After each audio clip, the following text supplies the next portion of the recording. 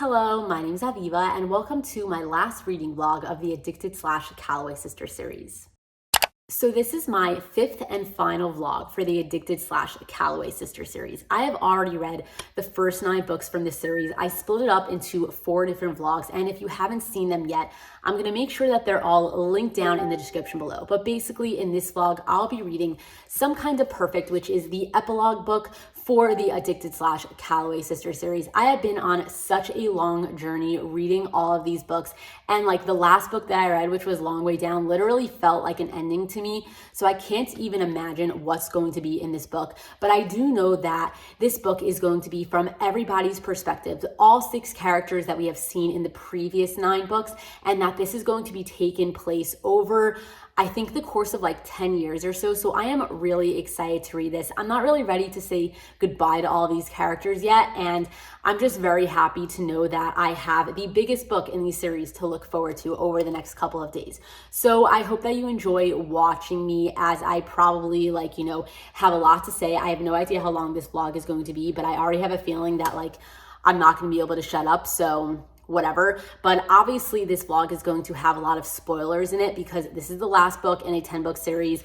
How can I hold absolutely anything back? But basically, if you are down for spoilers, then keep watching. But anyway, I am hoping to start this book tonight, so I will update you once I have something to share. So I think it has been 3 or 4 days since I've last updated you, and I'm currently only on page 189.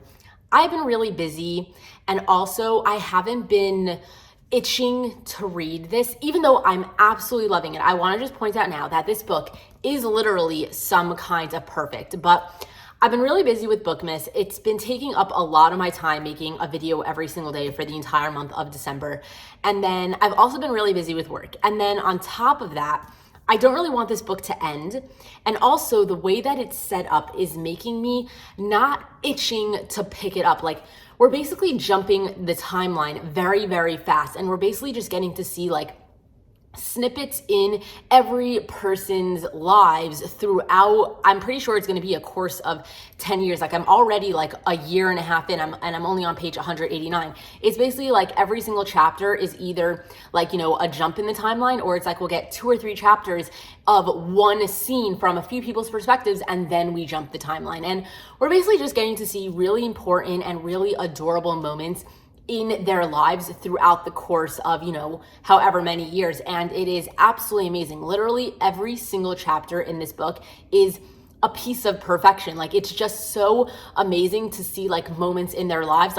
I literally just wish that we got all of these 10 years in 1,000 books, because I could literally read all of these characters forever and not complain.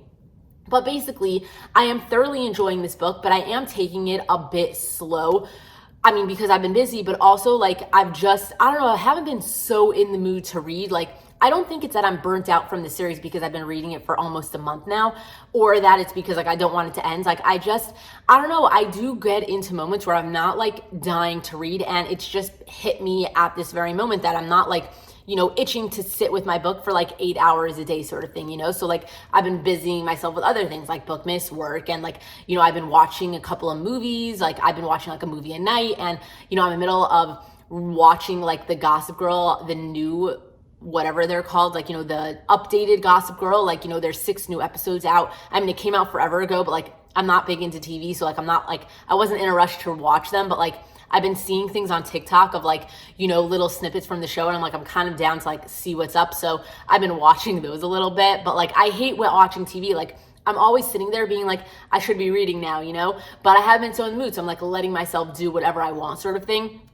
So I've been wasting my time with other stuff, but basically I don't think you really care, but I have been loving this book. I don't really have anything specific to update you guys on, but one thing I am really enjoying is seeing Willow and Garrett, because it's getting me really excited to read their duet. We've been seeing a couple of snippets into their lives and getting to know them a little bit more, and it's just making me really excited for the fact that I'm going to be able to go and see their love story after I finish this book, because I don't know, it's just getting me really pumped for it. And I have heard that duet is a dual timeline. You get to see a little bit of, I guess, the past of like moments that we've seen in their lives already, just from like their point of view. And then I guess we're gonna see like, I don't know, some other moments. I really don't know how it's laid out, but somebody told me that it is a dual timeline and that we do get to see the moments that we've seen in all of the Addicted books, like just from their perspective. So I hope that it's not going to be too repetitive, but at the same time, like I'm kind of down to, I don't know, see it that way. So whatever. Anyway, it's making me very excited for Willow and Garrett. I am loving this book very much. And because it is currently Friday, the day that I'm filming this video, I'm kind of on a mission to finish this book this weekend because I don't really want to push it off anymore. Like, I know I have to say goodbye to these characters eventually, and also it's the weekend, so I have no excuse of like, you know, oh, I'm working or doing other stuff, because I don't have to do anything else right now. So hopefully I will fly through the rest of this book over the next like day or two, but we'll see.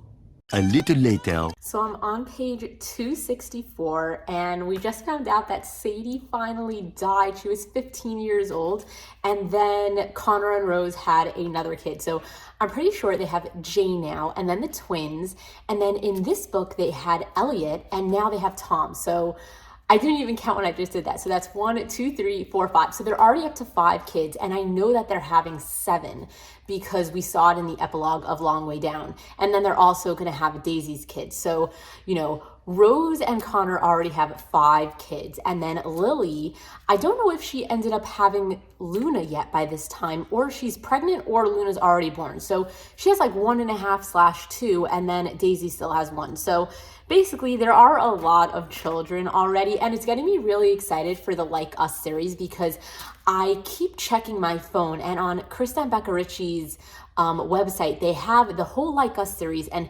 whose romance is in whose book. So I already know that Mafi is getting a book because, you know, he's going to be the first one in the first 3 books. And then I know that Luna, which is, you know, the second kid of Lily and Lo, is getting the books that are coming out this coming year. Like, there's 3 books set to come out with Luna's romance, and then Jane is getting a romance. And then there's this couple that is called Oscar and I think Jake or Jack or something like that. And I'm almost positive it is one of the Cobalt kids, but I can't figure out who it is. And then there was one more romance that was, oh, Daisy's kid is getting a romance also. So basically, I'm really enjoying seeing that in this book. We're kind of getting to know the kids. Like, I already know like all of the personalities of all the children. So it's going to be really fun to go into the Like Us series and then see them at like, you know, college age or whatever age they're actually going to be.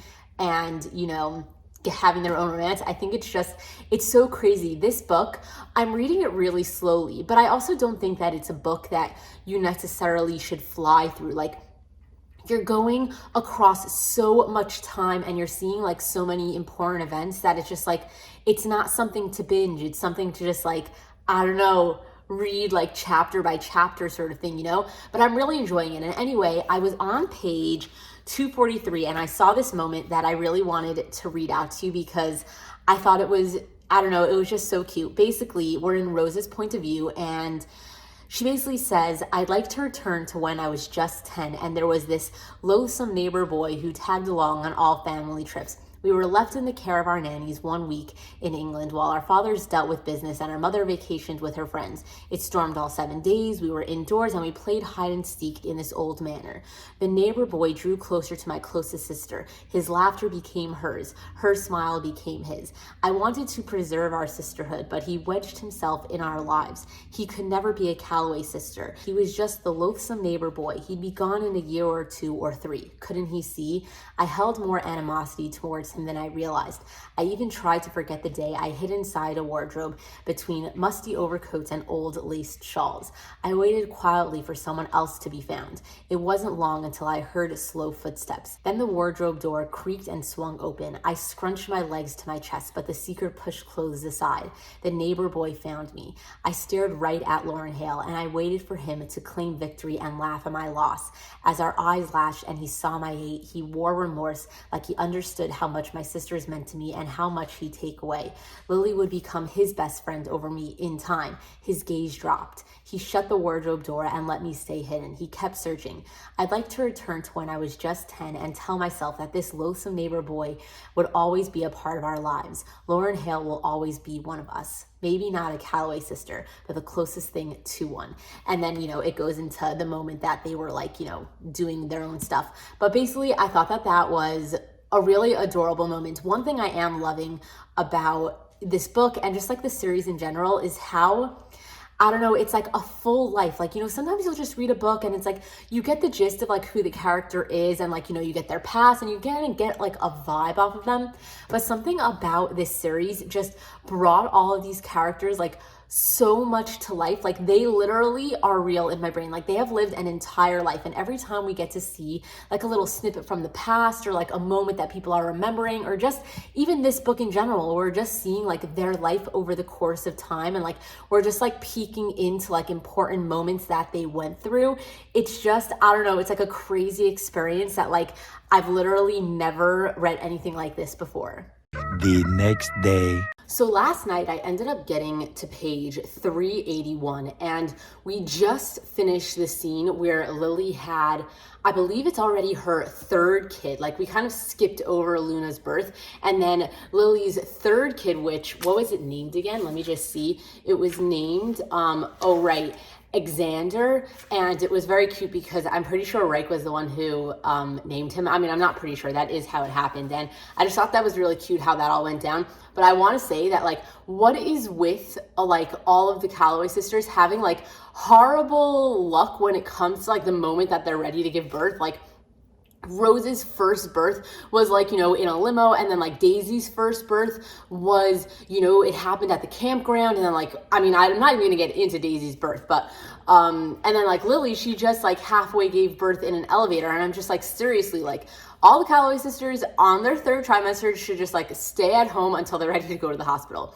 But I did want to share a couple of things that I found last night, and it's funny because there was this moment when Daisy and Reich were like in Costa Rica, and they were saying this like thing of like, I'm alive for these kinds of moments. In Costa Rica so long ago, he proclaimed this beneath a waterfall. You're alive, Daisy Calloway, for these kinds of moments. And it made me remember that right after Hot House Flower, like the next book, I guess it was Thrive, and then like, Addicted After All, that they kept mentioning that Daisy and Reich went to Costa Rica. Like Daisy came home with like a broken arm, and I'm like, I missed something. Like I feel like, I literally like missed a couple of chapters, and I just for some reason when they said this, like, he proclaimed it so long ago beneath a waterfall, I'm like,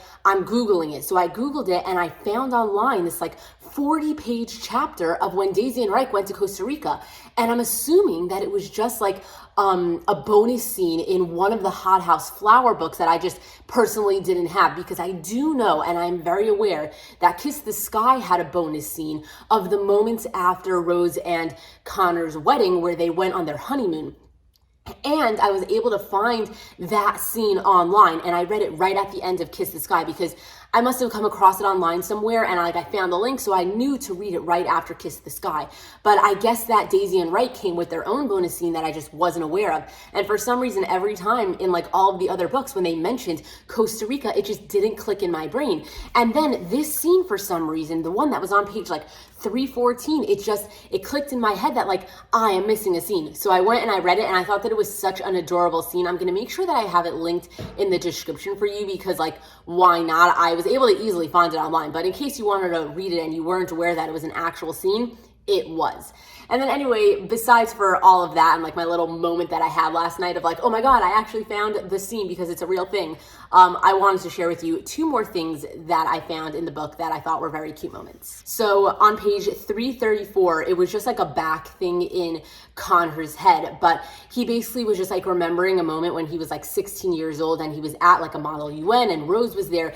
And it was kind of like, telling us why he's naming his next son Parrot or whatever after, like, you know, Philip Parrot from The Great Expectations.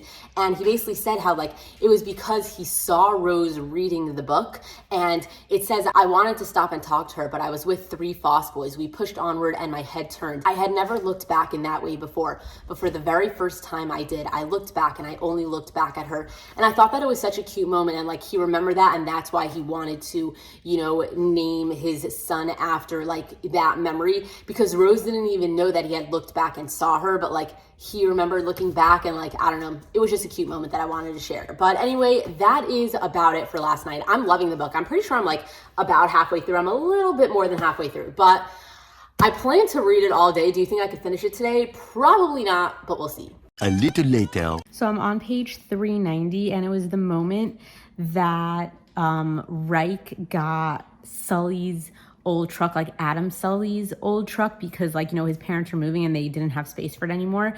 And I don't know why, but in my head, I'm kind of just hoping that like in the future books, for some reason, like actual Sully, like girl Sully, Daisy and Reich's daughter, ends up like driving this Jeep. I think it would be so cute. I don't know if that's actually going to happen, because it's going to be like a 40-year-old Jeep by the time she's old enough to drive, but it would be so cute, right? A little longer than a few minutes later. So I'm almost positive that Daisy and Reich's second kid is named Winona. I mean, I'm going to find out later in the book. I'm only on page 411, but basically I was at the moment where they were all rock climbing, like Daisy, Reich, and Sully, and Reich was about to go do his first solo climb, like in 6 years, like since his accident. And then Rose called and basically told them that like, okay, the second embryo like worked, so like she's pregnant, like, and she's gonna have, you know, their child for them, sort of thing, which was like an amazing moment. And then basically Reich is like, okay, I'm gonna go up, because he was like so happy, he's like ready to solo climb. And then Daisy's like, we'll be here in Winona, Minnesota. And then for some reason it hit me, and I can't remember if in the epilogue of Long Way Down they said that the second kid's name was Winona, but I have a feeling it was, and I think that's so cute that they named the kid Winona based off of the place that they found out that they're gonna have a second child. So if I'm wrong, this is gonna be really embarrassing, but I have a feeling I was right.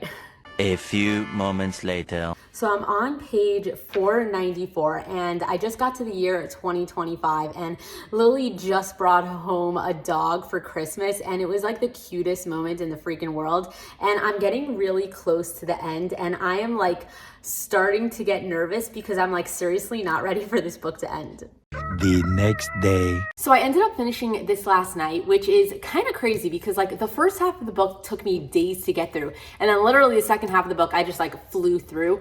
But I think it was because of the children. Like, you know, first, like in the first half of the book we were seeing like all of the children get born, and then in the second half of the book we kind of got to get to know them, and I really enjoyed that. It did make me very excited for the Like Us series, but it was also just really cool to see them growing up and seeing them at like different times in their lives, and like just, I don't know, it was so crazy. This entire series has been like the wildest ride I've ever read. Like the fact that we followed, you know, all these characters throughout 17 years. I mean, the last chapter in this book was literally like Lo saying that he's 37 years old, and we met him when he's 20, and it was just, I don't know, it was such an insane experience to read, and this is definitely the favorite book of the year. Like, not just this book, the entire series. I have decided, like, the second I finish this book, I'm like, this is my favorite from the year. So like, thank God I read it before the year is over, because I mean, if not, then I'd have to choose something else for my favorite, you know? But anyway, I did tab a bunch of stuff that I wanted to share with you, so let's go through it. On page 448, we were in,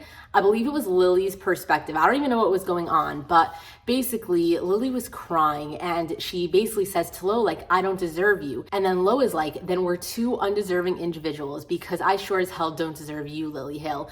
You help me every day stay sane and sober. I couldn't live this life alone. And you know what? And then she's like, what? And he's like, the world went and fucked itself, because the two most undeserving people got more than they deserved. And I don't know, that made me smile a lot. And then this is more of just like a moment that I wanted to like, chat about for a second, but on page like 628, like that whole time, like there was a bunch of chapters when they were in Disneyland, and it was kind of the moment where Maximoff slash Moffy basically asked Lo about, all the rumors about his parents. And it's like, we knew this was coming. Like the entire series was basically like them waiting to figure out what the hell they're gonna do with their children. And I thought that it went over so well. Like, Moffy asked Lo, and then, he answered really well, and Moffy took it really well. And then, they all sat down and they decided like, it's finally time to tell their children. And I'm just like, wow, we literally came like full circle. It felt like such a good conclusion. Like for some reason, it totally like skipped in my head of like that's gonna happen. And then we didn't just get like a scene of them telling them. Like the biggest part of this book, I think, was Disneyland. I think we got the most chapters from Disneyland, and that entire like, time was just, it was perfect. And then on page 655, we were kind of like at the end of the Disneyland trip, and Rose was basically like with her children, and like they weren't packing well, and they're basically like, mommy, we need help. Like, mommy, we need help. Like, can you help us pack? And she's like, well, you're gonna have to learn how to do it yourself for like, when you're in college and stuff like that. And he's like, but won't you still be here to help me? And she's like, of course I'll be here. And then like in her head, she's basically like, having children has been like viewing the Titanic a million times in succession. I could cry at the stupidest, silliest, most insane and nauseatingly adorable moments. I could cry at the sight of any of them for any reason, for anything. And then she takes a deep breath, and she's like, whenever you need me, I'll always be here. And I'm just like, I don't know, at the time that I read this last night, it literally like brought me to tears.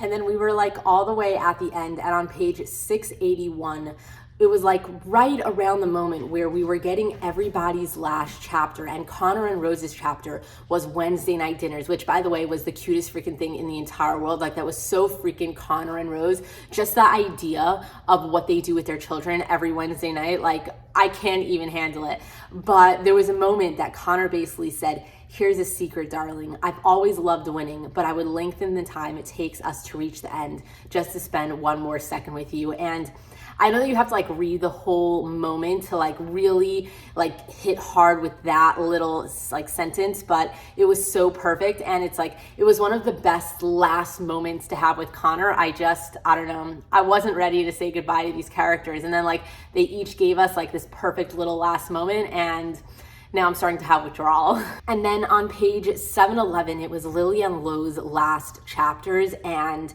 it was the cutest moments in the freaking world. Like literally, like I can't even imagine how else they were thinking to like end this book, but it was so freaking perfect. And on the bottom of page 711, Lo is basically to Lily like, these years have been epic, and not because it was easy, because it wasn't always, but because you and me, we flew. You made that possible. You have to know that. Without you, I just don't know, Lil. And then Lily was like, you made it just as possible, Lo. I wouldn't know what to do if you weren't here. And like, they just like, she's talking in her head a little bit about how, Lo's lowest moment in the past couple of years was like when his father died, which by the way, just crazy moment in general, but like, I didn't have anything to share with you there, but like that was insane. But basically they're sitting on a canoe, and Lo digs into his pocket and reveals a delicate silver chain, a red heart-shaped ruby encircled with diamonds dangling at the end. The shape, the style, it's an exact replica of my engagement ring. And then she's like, Lo, and then he basically says, I gave you my heart a long time ago, and I'm not sure I remind you enough that you still have it, all of it. And then he leans into her and like fits the jewelry around her neck. And then basically her kids are standing like she's in the water, and like they're standing at the edge of the lake, and they're all holding up signs that says like, we love you. And it was like, I don't know, it was the cutest freaking moment in the entire world. And then she's basically thinking in her head, I remember every moment I spent with Lo where we said we can't, where we said we shouldn't, not people like us. This isn't meant for us. And then she realizes something, so she tells him, I think we finally deserve this. And then he says, I believe it too. And how can I end this vlog without sharing you literally the last page of this book, because it was just so amazing. And what I loved about the last chapter, just by the way, it was Lo's moment that was the same moment as Reich's moment in A Long Way Down. And I was wondering what they were going to do with that. Like, how is it going to end? And we basically ended Long Way Down and Some Kind of Perfect at the exact moment, just from Reich and Lo's point of view. And I don't know, I felt like there was like some deeper thing about that. Like, this was originally Lily and Lo's story, and then we ended it with like Lo and Reich, because like they became brothers throughout like all these 10 years. And I'm just like, I don't know, I could like think deeply about that and like, you know, keep going. But basically, I just thought it was like something to point out. But basically, they were all sitting outside in the morning after Reich and Lo went for a run, and like they're on the porch and all 6 of them are together. And basically, they're all just like looking out as the sun rises. And in Lo's head, he's like, with the 6 of us on this hill and packed lake house behind us, I feel sentiments far beyond this sunrise, this morning, this moment. We filled an empty house. I'm 37. Just yesterday, I was 20 and meeting some of these people that I'd spend my life with, that become my home. Just yesterday, I was 20, still deeply and desperately in love with my best friend. I grew older. We all grew older. In a blink of an eye, our children will grow old too. And I think just yesterday, they were 20, headed for college, falling in love. Memories will flood behind us. The lake house will no longer be filled to the brim, as quiet as the moment we first walked in, and we'll sit on this hill, feeling the stillness that exists. And then we end where we started, just us, all 6 of us. And I don't even have any words. And then I couldn't help but read the acknowledgements. I always try to at least skim the acknowledgements, but like, I mean, this is like the last book, so how can I not see what like Kristen Becker-Ritchie had to say to us like at the end of this book? And it basically says like there are over 1 million words of Lily, Lauren, Connor, Rose, Reich, and Daisy. That's more than a lifetime. We won't officially say goodbye because, as J.M. Barrie's Peter Pan said, never say goodbye because saying goodbye means going away, and going away means forgetting. Until next time, Kristen Becker-Ritchie. And first of all, I always loved that little quote, but not only like, oh, I loved that quote and it was a great quote to put at the end of this, but like Lily and Lo were always like obsessed with Peter Pan. Like they even like dressed up as Peter Pan and Tinkerbell one year for Halloween. So I thought that it was like, you know, perfect for multiple reasons. And also it's freaking crazy that they wrote over 1 million words, and they say that that's a lifetime, but I'm just saying like that is not enough. Like I could have taken I don't know, like 10 more books. Like give me a book for every year that they lived and I would have like totally read every single one of them. So basically, this book was amazing. I'm like so not ready to like mentally realize that I'm done with it because like, I mean, I'm already ready to go back to the beginning. Like I literally just want to read the whole thing over again. Like I probably will. Maybe this time next year, I'll do a reread of this. Maybe that will be fun. Like this time next year, I'll like reread and vlog it and like see, I don't know, how it's changed or just like really enjoy it again. We'll see, who knows? But basically, I loved it that much that I'm already thinking about when I'll be ready to reread it. So I definitely will do it one day. But at least I know that I have whatever it takes to look forward to. I'm not sure if I'm gonna read it right after this or if I'm gonna like take a break. I really have no idea. I don't know if I want to like, you know, drag it out a little bit or jump right in. We'll have to see. But basically, I loved this. I hope that you enjoyed watching all of my vlogs. It's crazy because this is also the last vlog and the last video for the entire 2021. This is coming out on the last day of Bookmas. So I hope that you enjoyed Bookmas. I hope you enjoyed watching all of my vlogs for this. And I mean, I don't really have much more to say. So thank you so much for watching. I appreciate all of you. Make sure to like this video, subscribe if you're not already subscribed. Leave me a comment down below what you're doing for New Year's or what you did for New Year's if you're watching this after the day that it's posted. But anyway, thank you again. And until next time, enjoy reading.